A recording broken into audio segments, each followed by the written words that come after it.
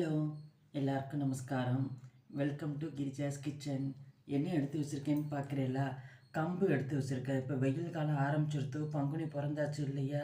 இன்னும் ஏப்ரலே வரல, அதுக்குள்ளே நல்லா வெயில் கொளுத்துறது.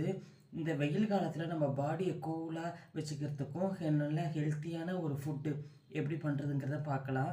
இதை நான் கம்பு எடுத்து வச்சுட்டுருக்கேன். இந்த கம்பில் நிறையா ஃபைபர் கண்டென்ட் இருக்குது. மோரோவர் இந்த கம்பு உடம்புக்கு ரொம்ப குளிர்ச்சி. சுகர் பேஷண்ட்டு, ஹார்ட் பேஷண்ட்டு, நார்மலாக குழந்தைகள் எல்லாருமே இதை சாப்பிட்லாம். இந்த கம்பை வச்சு ஒரு டேஸ்டியான தயிர் சாதம் எப்படி பண்ணுறதுன்னு பார்க்கலாம். இந்த கம்பு இதுவும் முழுசாக இருக்கு இல்லையா? இந்த கம்பை நான் மிக்சியில் கொரன்னு அடைச்சி, அதாவது இந்த மாதிரி ரொம்பவும் நைஸாக மாவு மாதிரி இல்லாமல், ரொம்பவும் ஒன்று ரெண்டாக இல்லாமல், இந்த கோல மாவு பதத்துக்கு, இந்த பாருங்க, இந்த மாதிரி கோல மாவு பதத்துக்கு அரைச்சி எடுத்துகிட்டு இருக்கேன். வாங்க இப்போ எப்படி கம்பு இது தயிர் சாதம் பண்ணுறதுங்கிறத பார்க்கலாம். பாருங்க, கடாயில் ஜலம் விட்டுருக்கேன். இப்போ ஒரு டம்ளர் கம்பை எடுத்து மிக்சியில் கொரன்னு இந்த பதத்துக்கு அரைச்சி எடுத்துட்டுருக்கேன். இந்த ஒரு டம்ளர் கம்புக்கு 3 டம்ளர் ஜலம் வச்சுருக்கேன். இதை அப்படியே இதில் தூமினா மாதிரி சேர்த்துடலாம். சேர்த்துட்டு தண்ணி இன்னும் கொதிக்கலை, அதனால் இதோட இப்படி கலந்து விட்டுடலாம். அப்போ தான் கட்டி தட்டி எதுவும் இல்லாமல் இருக்கும். இப்போ அடுப்பை சிம்மில் வச்சுட்டு இதை அப்படியே கிளற வேண்டியதான். இதுக்கு திட்டமாக உப்பு எடுத்து வச்சுருக்கேன், உப்பு சேர்க்குறேன். அடுப்பை சிம்மில் வச்சுட்டு இப்படி கிளறி விட்டுட்டே வந்தோம்னா கட்டி எதுவும் இல்லாமல் நல்லா கம்பு களி ரெடி ஆகிடும். இதை பாருங்கள், நம்ம 3 டம்ளர் ஜலம் விட்டுருந்தோம் இல்லையா?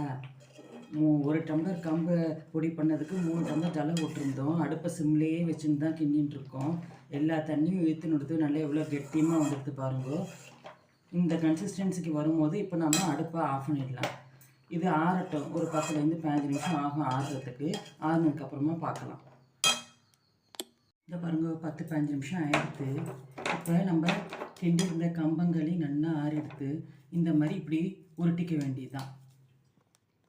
பாருங்கள், ஒரு பாத்திரத்தில் சுத்தமான குடிக்கிற ஜலத்தை எடுத்து வச்சுட்டு நம்ம கிண்டி வச்சுருந்தோம் இல்லையா, ஆறி எடுத்து அந்த ஜலத்தில் இந்த மாதிரி கம்பை உருட்டி போட்டுற வேண்டியதான். கம்பங்களியை உங்களுக்கு எப்போ தேவையோ அப்போ அதுலேருந்து எடுத்துட்டு நீங்கள் கெட்டி தயிரை ஊற்றி தொட்டுக்கிறதுக்கு ஊறுகாவோ சின்ன வெங்காயமோ இல்லை வெத்த குழம்போ என்ன வேணாலும் தொட்டுட்டு சாப்பிட்லாம். அது உங்களுடைய விருப்பம். இந்த மாதிரி நீங்கள் தண்ணியில் உருட்டி போட்டு தட்டை போட்டு மூடி வச்சுட்டேன்னு வச்சுக்கோங்களேன், மறுநாள் வரைக்கும் கூட இது கெடாமல் இருக்கும். உடம்புக்கு ரொம்ப குளிர்ச்சி. இந்த பாருங்க, தண்ணியில் உருட்டி வச்சுருந்த இந்த கம்பை எடுத்து போட்டுண்டு கெட்டியமாக தயிர், ஏன்னா ஏற்கனவே நம்ம உப்பு போட்டிருக்கோம், அதனால திரும்ப இதில் உப்பு ஆட் பண்ணுங்கிற அவசியமே இல்லை. கெட்டியமாக தயிரை ஊற்றி பிசைஞ்சுட்டு தொட்டுக்கிறதுக்கு நான் ஏற்கனவே சொன்ன மாதிரி வெத்த குழம்பு ரொம்ப நல்லா இருக்கும்.